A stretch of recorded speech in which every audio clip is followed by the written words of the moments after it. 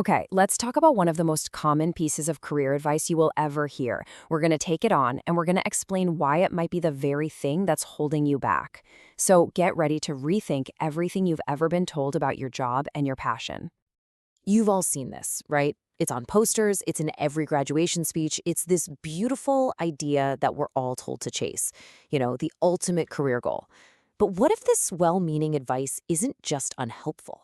What if it's actually a trap? I mean, seriously, what if following your passion right from day one is the very thing that's making you feel anxious, stressed out, and maybe even broke? That's the core idea we're really going to dig into today.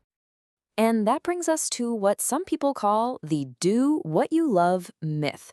We're going to break down why this mantra, as inspiring as it sounds, can actually be a huge problem, especially when you're just starting out in your career.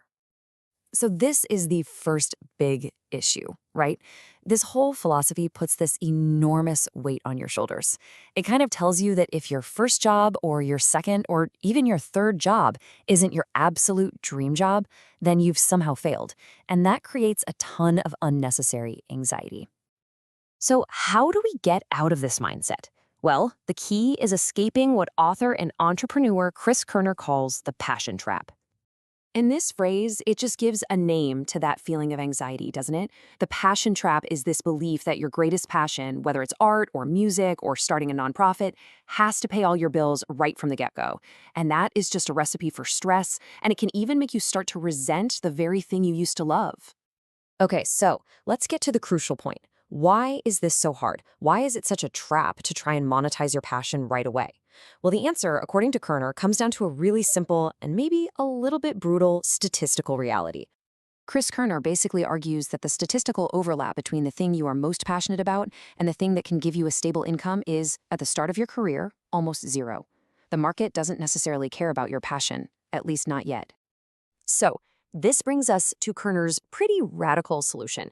If you don't follow your passion, what on earth do you follow? Well, the strategy is bold, it's direct. First, you follow the profit.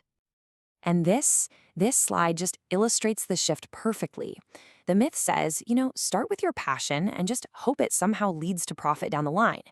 But this new strategy completely flips that on its head. It says start with a job that actually creates profit, which then builds the foundation for you to pursue your passion with real freedom. So what does it really mean to follow the profit? Well, Kerner suggests that you should learn to love the process of creating value.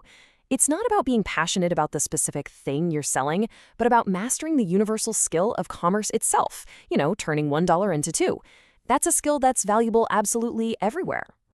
Now, this whole strategy isn't about abandoning your dreams, not at all. It's about reordering the journey to make them actually achievable. This is the really powerful idea that your passion should follow your capital. The strategy really just boils down to this super clear three-step process. First, master a skill that the market actually values and is willing to pay for. Second, use that skill to build up your capital, your financial security. And third, with that foundation solid, you can now afford to pursue your passion, but on your own terms. And the benefits of thinking this way are huge. I mean, it immediately relieves that pressure to find the perfect job. It validates the idea that a boring but profitable job can be a really smart, strategic move. It builds the financial freedom that lets you engage with your passions because you want to, not because you desperately need them to pay the rent. So with this whole new framework in mind, it's probably time we all started rethinking the very definition of a dream job. And this, right here, this is the ultimate takeaway. Maybe your 9-to-5 isn't your one true calling, and you know what? That is perfectly okay. Reframe it. Think of your job as the powerful engine that provides the fuel, the money, the stability, the peace of mind to go and pursue what you truly love. So we'll just leave you with this question to think about. Could that boring, stable job that you have, or maybe that you're considering, not be a detour from your dreams, but actually be the smartest, most direct path to making them a reality? It's a pretty powerful idea to consider.